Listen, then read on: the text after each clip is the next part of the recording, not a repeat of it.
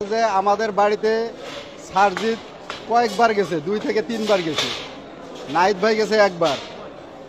ওরা কিছু তো দেওয়া থাকলো দূরের কথা, ওরা আমরা ফোন দিলে ফোনও রিসিভ করে না, স্পষ্ট কথা।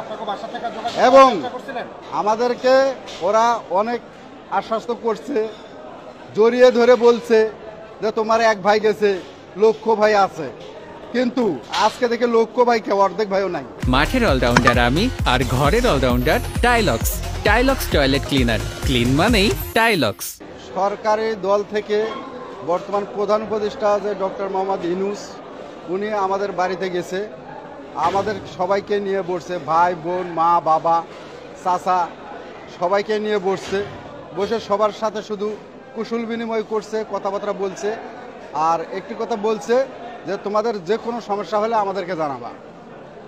কিন্তু এখন আব্বা যখন অসুস্থ হয়ে পড়ে রংপুর মেডিকেল কলেজ হাসপাতালে, তাকে এমার্জেন্সিভাবে ঢাকা সিএমএসে আনা লাগে।